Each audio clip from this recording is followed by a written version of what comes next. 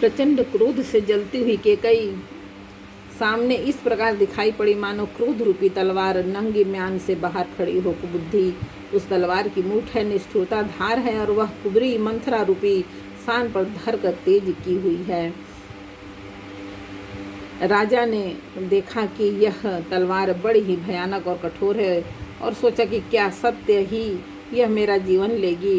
राजा अपनी छाती कड़ी करके बहुत ही नम्रता के साथ उसे कैकई को प्रिय लगने वाली वाणी बोले, हे प्रिय, हे भीरू, विश्वास और प्रेम को नष्ट करके ऐसी बुरी तरह से वचन कैसे कह रही हो। मेरे तो भरत और रामचंद्र दो आंखें अर्थात एक से हैं। यह मैं शंकर जी की साक्षी देकर सत्य कहता हूँ। मैं अवश्य सवेरे ही दूध भेजूंगा। दोनों भाई भरत शत्रुघ्न सुनते ही तुरंत आ जाएंगे।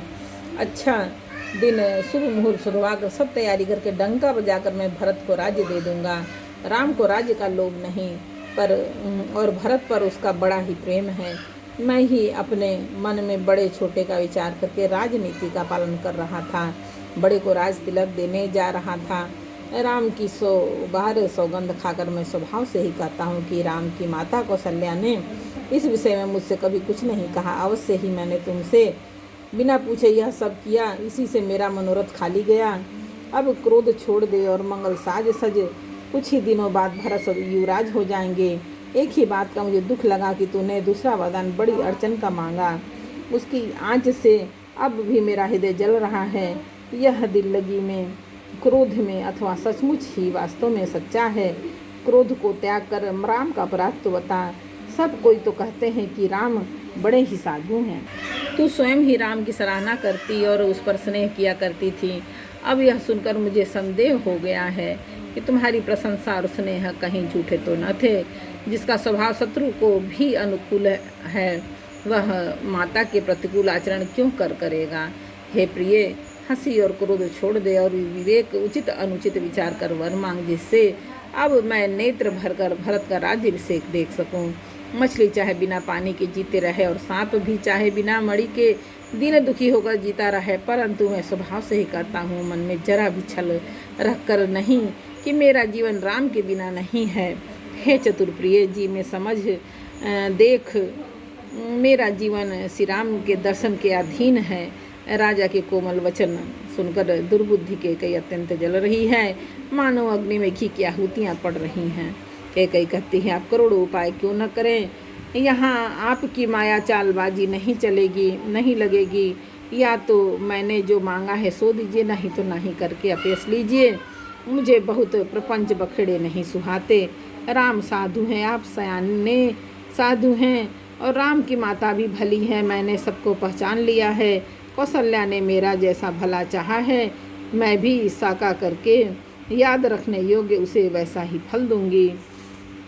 सवेरा होते ही मुनि का वेश धारण कर यदि राम वन को नहीं जाते तो हे राजन, मन में निश्चय समझ लीजिए कि मेरा मरना होगा और आपका अपयश। ऐसा कहकर कुटिल कैकई उठ खड़ी हुई, मानो क्रोध की नदी उमड़ी हो।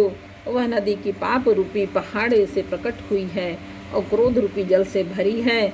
ऐसी भयानक है कि देखी नहीं जाती।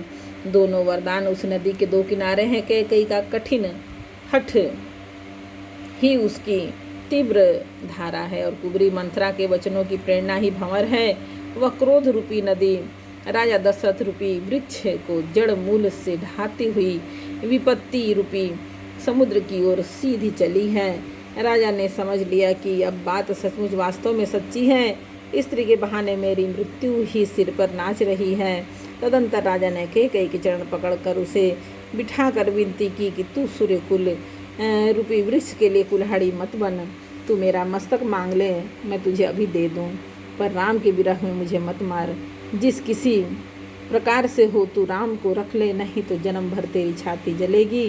राजा ने देखा कि रोग असाध्य है, तब वे अत्यंत आर्तवाणी से हा राम हा रघुनाथ कहते हुए सिर पीट कर जमीन पर गिर पड़े। राजा व्याकुल हो गए, उनका सारा शरीर शिथिल पड़ गया, मानो हथनी ने कल्प वृक्ष को उखाड़ फेंका हो। कंठ सूख गया, मुख से बात नहीं निकलती। मानो पानी के बिना पहिना नामक मछली तड़प रही हो। कैकेयी फिर कड़वे और कठोर वचन बोली, मानो घाव में जहर भर रही हो। कहती है, जो अंत में ऐसा ही करना था तो आपने मांग मांग किस बल पर कहा था। हे राजा, ठहाका मार कर हंसना और गाल फुलाना क्या ये दोनों एक साथ हो सकते हैं? दानी भी कहाना और कंजूसी भी करना क्या रजपूती में क्षेम कुशल भी रह सकती है? लड़ाई में बहादुरी भी दिखावे और कहीं चोट भी न लगे। या तो वचन प्रतिज्ञा ही छोड़ दीजिए या धैर्य धारण कीजिए। यो असहाय स्त्री की भांति रोइए पीटिए नहीं। सत्यव्रती के लिए तो शरीर, स्त्री, पुत्र, घर, धन और इस पृथ्वी सब तिनके के बराबर कहे गए हैं। कैकेयी के मर्म भेदी वचन सुनकर राजा ने कहा कि तू जो चाहे कह, तेरा कुछ भी दोष नहीं है। मेरा काल तुझे मानो पिशाच होकर लग गया है, वही तुझसे यह सब कहला रहा है। एक बार बोलो रामायण मैया की जय। रामचरितमानस के अयोध्याकांड का 5वां समर्पण। श्री राम जानकी पावन बजरंग बली, भोलेनाथ माता आदि शक्ति। जय जय।